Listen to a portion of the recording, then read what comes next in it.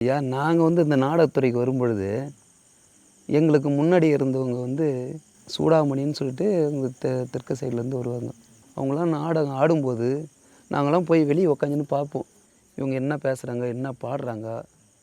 நம்ம இதை அப்படியே கிரகிச்சிக்குவோம். பாடுறத விட, நடிக்கிறத விட அவங்க நடித்ததை பார்த்து கிரகிச்சது தான் அதிகமானது.